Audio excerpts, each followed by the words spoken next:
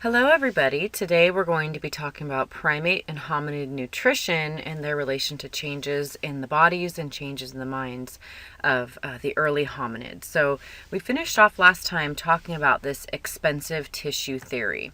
Expensive tissue theory says that the brains and the guts are both really greedy for glucose, and glucose is the energy used by both the tissues of your brain and your guts to power themselves and also to create replacement tissues. So the ability to develop a big brain required a reliable source of high quality foods. So we talked last time about the brain becoming quite a bit larger around the time of Homo erectus. So we know that there were some changes going on, but what the need for that was these reliable sources of high quality foods. Among species that have the same relative basal metabolic rate, meaning about the same metabolism, extra energy going to the brain has to be offset by a reduction in the amount of energy going elsewhere. So we can't put more energy into the brain while also sustaining and maintaining the other areas of the body. So what we've seen is that a certain area of the body, namely the guts, have shrunken in humans, and while the brain has grown larger. So we also saw that the gut size of an animal was linked to the quality of the animal's diet. So we're really going to get into that today. I'm going to be talking a lot about your guts, and in particular, we're going to talk about your colon. So we're going to get a little personal today. So relative to body weights, primates with smaller guts did have larger brains. So when we compare different primates with smaller and smaller gut systems, their brains are larger. Primates that continue to have very large gut systems have much smaller brains. All right, so expensive tissue theory, kind of a nutshell here, we're just saying the reduced gut size means an increase in brain size. This gives us more energy to grow the brain and it really gives us these differences in what we can and cannot eat. So if the gut size is shrinking, that actually means that we can't digest all of the things that maybe our ancestors could. Okay, so the commitment to bipedalism. I mentioned before how fire allowed our ancestors to really commit to being bipedal or walking on two legs. And this graph really shows us some of the extremes here. So these are gibbons over here on the far left. And gibbons are known as the ultimate brachiators. Brachiation is the term used for fluid movement through the trees. And you can see, the most obvious feature here with gibbons are those arms that they've got. Extremely long arms, very long fingers. And then also they've maintained the very short lower leg bones. So you can see down here, where their knees are is still like the other apes. And then you can see that humans have developed a much longer lower leg bone. And then these gibbons also have this very long straight pelvis area where with the humans it's really shortened up. So you can see these two differences are really pronounced when we're talking about adaptations to bipedalism. So fire gave human ancestors the ability to sleep on the ground, to not have to escape into the trees, to warm themselves, protect themselves, and then cook some of those tougher, harder foods that they were finding on the ground. They were moving away from the soft and supple fruits that they had in the trees, and down to nuts and tubers and roots and things that did need to be cooked to be able to be eaten. Now, one of the interesting things I do want to point out here is when we compare the human and the gibbon side by side, this kind of upper area from the cranium down to the waist are not that dissimilar. So if we look here and then over here, they're much more similar than these three in the middle, the orangutan, the chimpanzee, and the gorilla. And part of that is that gibbons are actually pair bonders. They mate with one mate for life. And in addition, they're also omnivores. So we're going to see how body shape and size is affected by what we choose to eat.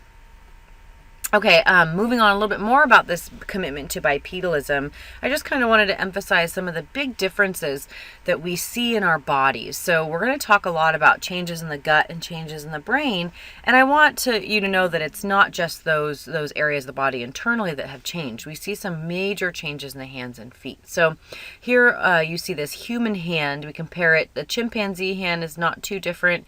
The Semang is actually much like the gibbon, is a subspecies of gibbon. So you can see that long hand, and this extreme divergence of the thumb makes grasping of branches much more convenient. And if we compare it over here to the baboon and the gorilla, which are actually a lot more like the human hand, gorillas, baboons actually live on the ground for the most part. Whereas, humans obviously only live on the ground. Gorillas and baboons do some climbing. Orangutans do a lot of suspensory climbing. Some chimpanzees do some climbing, and then Semangs do a lot. So you can see almost like in relation here how much climbing and living in the trees they do relates to the size and shape of their hands. The feet, and these are really interesting, primates other than humans have maintained this divergent big toe. And divergent means to, move away from. Whereas humans, we have the convergent big toe. It converges over here with the other toes.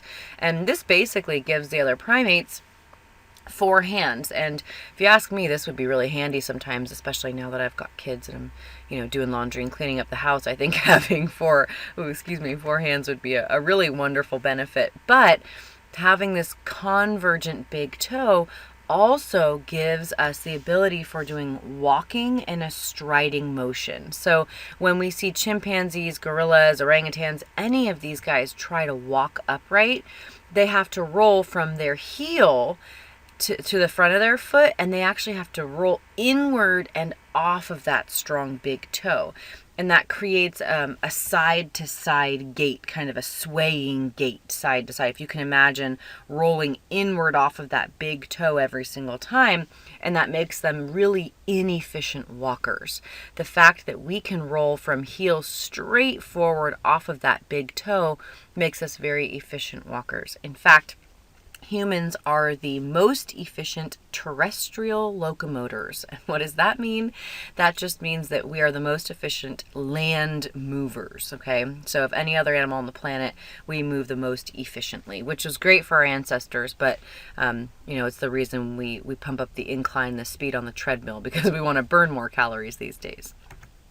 Okay, so mammalian preferences for cooked foods. Here's a chimpanzee, and he has been fed at a zoo enclosure in a grotto, and he basically just went down and collected up a bunch of the foods and ran away with them. He's eating some fruits, and he's got a bunch of leaves in his hands. So fruits and naturally sweet foods are not preferred cooked by the other primates. Nearly all other foods are preferred cooked, though. So what we've done with especially chimps and bonobos and other primates that we've got in captivity is we'll offer them 2 bowls, one with cooked foods, one with raw foods. And the fruits and other naturally sweet foods, they'll pick the raw state foods every time.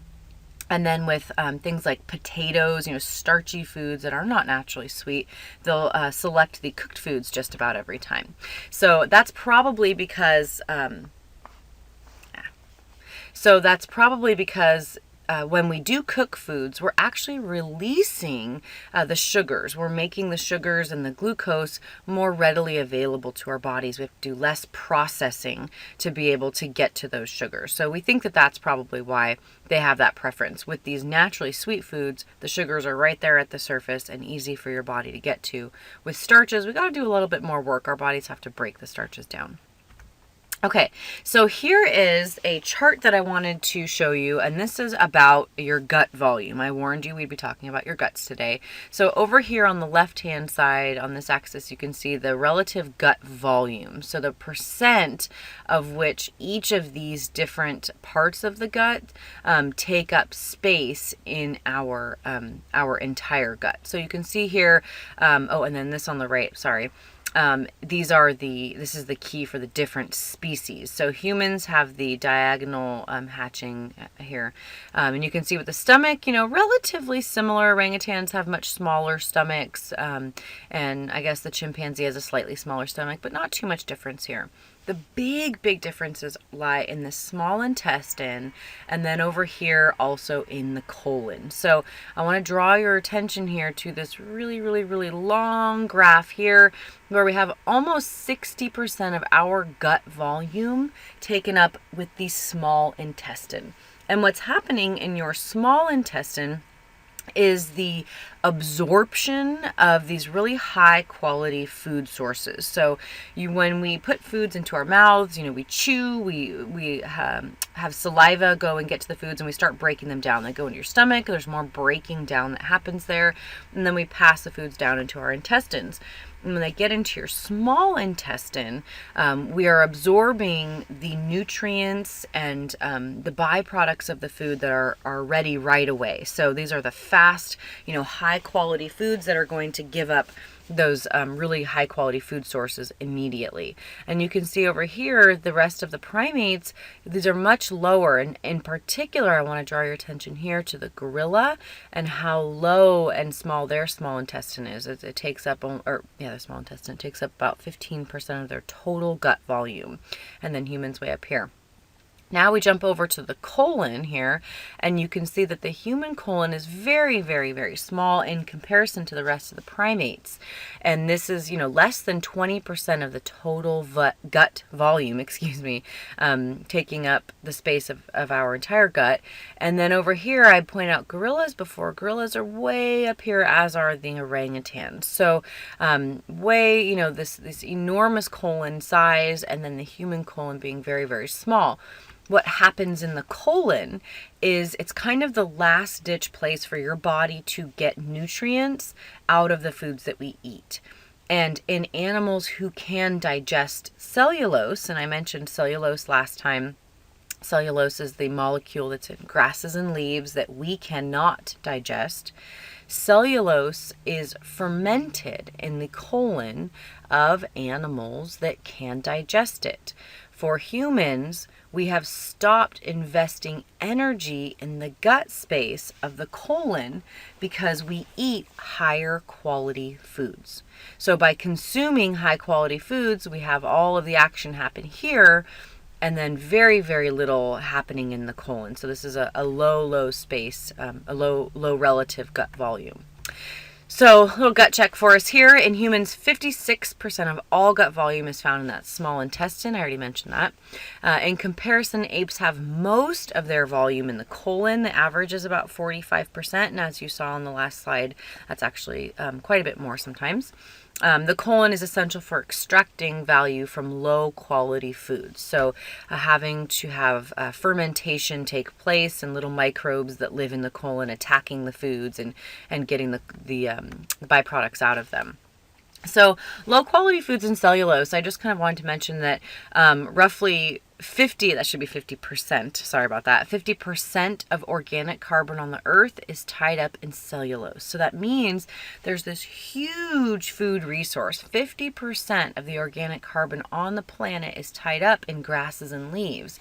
And these are resources that humans cannot eat. So we can't even directly take advantage of them. Vertebrates, all of those species that are vertebrates, our cells don't produce the cellulases necessary to break down cellulose. Cellulase is the enzyme that breaks down cellulose. And if you can kind of imagine this long chain molecule, cellulose, which is what is in grass and leaves, it's this long, complex, kind of wiggly chain. And when it goes into our guts, our bodies cannot do anything with it. We can't break it down. So if we eat small amounts of it, your body just kind of processes it and pushes it through. If you were to eat a huge quantity of it, your body would not be happy. It would probably try to flush it out or you'd vomit because you can't break it all down. So because we don't produce the right tools to break it down in our body, how do we get around this? We're talking about all vertebrates. some microbes do break down cellulose, and this is by the process of fermentation, and fermentation happens in the colon. If we have a large, the way they refer to it as a large vat of a colon, then we can break down these celluloses very, very effectively. So herbivores, those animals that live off of plant resources, and in particular leaves and grasses, they can survive on cellulose material because they have these microbes living in their guts. So they have these very large vats, or these very large colons, and they have a lot of the molecules that can break down cellulose. They eat it, and the byproduct is fermentation. And then when things ferment, they have these byproducts. A lot of them are fatty acids, and then their bodies absorb those fatty acids and flush out the rest of what has been fermented. So they've developed a system all of their own, and humans, instead of continually investing energy into our colons, instead our bodies started investing energy into our brains. Okay, here is an interesting visual of those same animals, the same primates that you saw side by side in the skeletal form. So you'll see gibbons, orangutan, chimpanzee, gorilla, and humans. You can see there, we're going to include women in this too, so we'll say humans. But because fermentation needs a lot of time, and the produce need colon space to extract nutrients, we can kind of take a look at these, this artist created hairless versions of these primates, so it's a little bit creepy. But from the image below, we can actually kind of assume who is the cellulose eater. So when we look at gibbons, their gut size compared to orangutans and even gorillas over here, look how enormous this gut size is. It goes up here from the bottom of their sternum straight down to here. I mean, that's an enormous space, and it's also very wide. For humans, the gut space goes here to here. It's, I would say half of the length of the gorilla. And the same goes here for the gibbon. It's a very short gut space. So who would you guess? If you guessed orangutans and gorillas, you are right. Chimpanzees are omnivores, but they still do some fermentation in their guts. They will consume leaves of some species of plants to help supplement their diet. So, we can just kind of look at the body size and actually see these correlations between who's eating high quality foods and who is not. We can also see the relative brain to body size ratio, the large human brain, the small body size, the very small gorilla brain, and the very, very large body size. So their bodies are continually investing energy in their guts. Gorillas are what we call folivores, meaning that they eat foliage. They eat leaves off of the celery plants, and that's pretty much all that they eat. So it's interesting to note that they really have specialized in eating leaves, and they've also really ended up with this large gut and a lack of energy spent in the brain. All right, so you've seen this visual before from the first unit lecture, but I just kind of wanted to show it again. You can see over here, this is the chimpanzee cranium, and over here, the anatomically modern human cranium. And if you just run your eyes from A to G and then H to N, just kind of quickly observing some of the changes that you see, the biggest thing you're going to see is the increase in the brain size, so the cranial capacity. And then you're also going to see a reduction in the face size. So even back here with this guy, I think this is Heidelbergensis. He's got a really, really big face still. These are Homo erectus individuals. And then over here, this is almost a big snout. So if you look at the angle from the and this is Australopithecus africanus. If you look at the forehead, so these brow bones, the angle from there to the tip of the maxilla, you can see a pretty extreme angle happening, and that really indicates kind of a snout. And that continues on through these guys, and then we start to see it kind of descending into this vertical pattern until we get to anatomically modern humans, where from the brow bone to the maxilla really is a pretty straight line. So we see the face getting smaller because we probably had better forms of communication verbally, and then the brain size getting much, much larger. We also see changes in tooth size. So here's a chimpanzee upper mouth area. So this is called the dental arcade. And then this is the Lucy that I showed you the body of last time, the skeleton of last time. So this is Australopithecus afarensis. And then this is a modern human mouth. And we see it going from these parallel tooth rows. So we can see these two. I kind of wish I had two pointers I could do this with. But parallel tooth rows to kind of a U-shaped, and then to this parabolic shape. So this is like a parabola where it curves, but these back molars are bumped out. So this is how our mouths look. And this again goes from having this long snout here to a shortened, much more flat face appearance. So we can see the tooth size changing, and this even from Australopithecus afarensis to the modern human teeth, we can see that these molars are getting smaller, and that indicates that we didn't need large teeth for grinding down really dense fibrous foods. We also didn't need these large canines for doing any ripping or tearing of foods. We've gotten rid of those, and we have pretty small canines now. Okay, this is a chart that shows the increase in brain size coinciding with that assumed control of fire. So we talked about this last time, just kind of want to mention again. Here's Homo erectus, 1.6 to 1.8 million years ago, and that is where we really see that large jump. So we see a pretty steady increase in brain size, slow but steady. Right around here at Homo habilis and Homo erectus, we can see that really big jump. Homo habilis was the first individual who we know was using tools habitually, using and creating tools, I should say. Chimpanzees also do use tools habitually, but Homo habilis was diversifying and creating lots of new tools. So the tool use might have been effective in getting them new food resources, and then Homo erectus, who we believe really started controlling fire, we see that much more steady increase to larger brain size up to what we see with Homo sapiens today. And you can see these light red outlines inside of the cranium indicate where the outline of the brain is. So here's a big question for us. Why not chimpanzees too? If human brains have steadily increased, why have chimps not followed the same pattern? Why don't we have rocket science chimpanzees and not just chimps that we fling out into space in rockets? Why haven't they done the same things? And the answer really is biocultural evolution.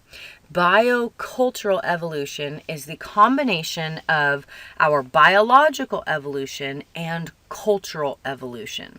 So humans exploit advantages that chimps don't. And the big one here, of course, is fire. So humans started controlling fire and controlling our use of fire. I guess I should say our ancestors. They weren't quite humans yet. But because they had toolkits with flints and they could spontaneously create fire, they lost their fear of fire. Chimpanzees are very, very, very afraid of fire. They're deathly afraid of fire. They run away from it. So biologically and culturally, humans exploited fire, which of course gave us those huge advantages of cooked foods, steady food resources, breaking down tough foods that could not be digested before.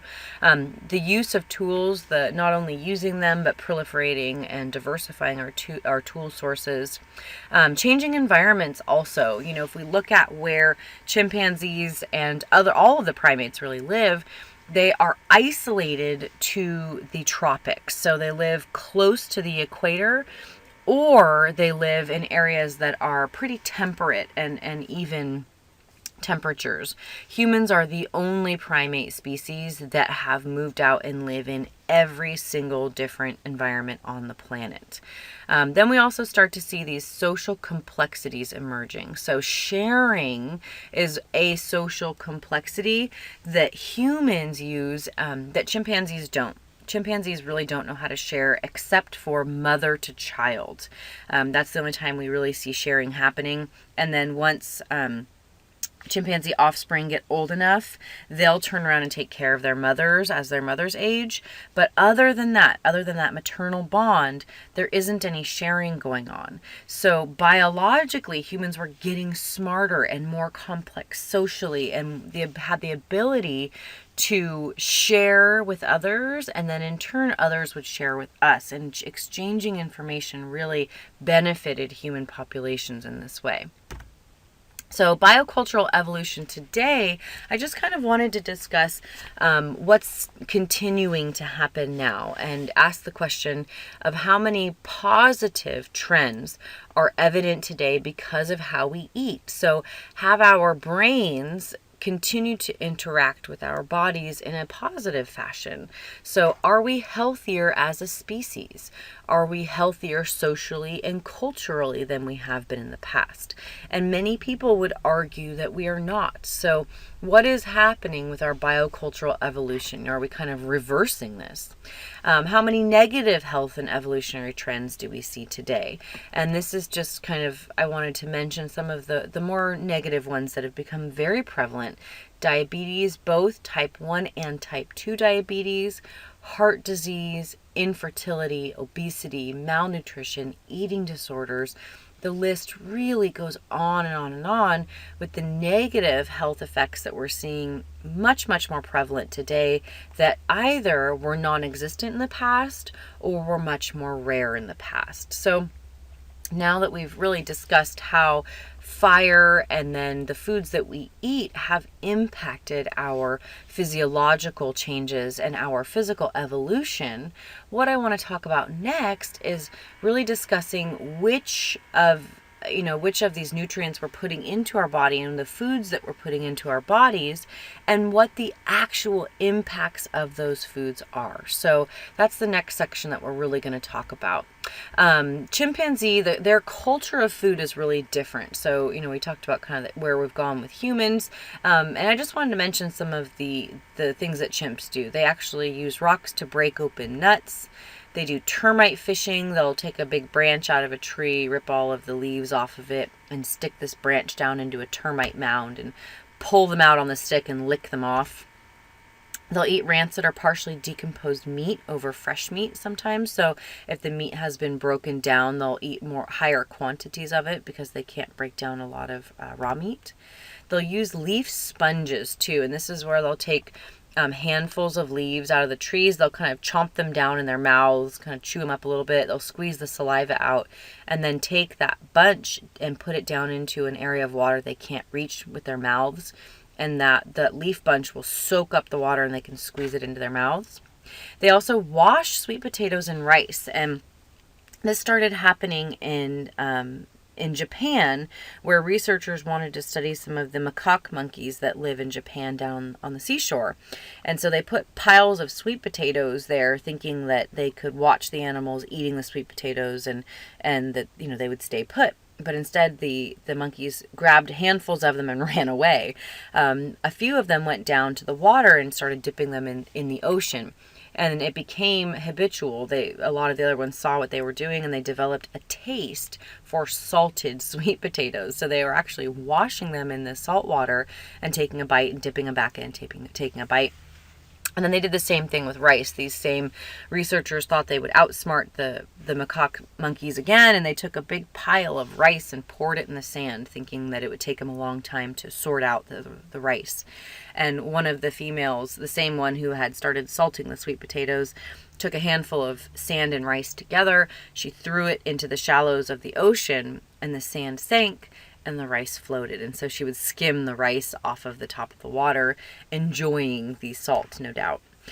We do also see some new technologies cropping up among chimpanzees, and we see them sharpening and using spears. So taking long, thick branches and using them to kind of jab at one another, so they're not engaging quite as much hand-to-hand combat, because chimpanzees actually do commit a lot of really violent acts between their different groups. So we've seen them doing, creating these tools and these weapons in a way that they never have before. So there might still be some kind of biocultural evolution happening with chimps too, just, certainly not on the same level that we've seen it with humans. So fire, of course, is important, and we have to ask the question, what if other primates could control fire? What if they could do the same things that we do? The natural response by most animals to fire is fear. So we have to now look at instinct versus culture, and how our larger brains that we've been able to grow by limiting the size of our guts have given us the advantage of having culture and maintaining culture. And that means teaching things parent to child, or adult to child, over the generations, and having them maintain that information for many, many, many generations. So humans really overrode the fear response and used tools to control fire. Can other animals do the same? That's a big question, and right now the answer is no.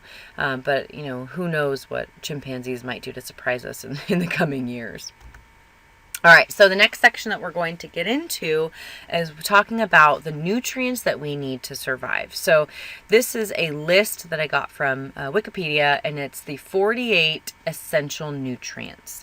The left-hand column, you see amino acids, the center one are vitamins, and then the right side are dietary minerals. And these are all essential nutrients that we do not produce in our bodies. So when you are eating, you're consuming foods, we are providing our bodies, hopefully, with a balance of all of these different essential nutrients. And by essential, we mean that with a severe shortage or a lack of them, we are going to see a breakdown in some of our body functions. Long-term lack of some of these essential nutrients might be a cause of some of the diseases that are really, really prevalent today. So we're going to talk about the need for these 48 or so essential nutrients, and how we go about getting them in today's world. So I hope you all have a wonderful day. That's all for me today. Take care, do your quiz, make sure to get all of your assignments done in time, and I will talk to you soon. Take care.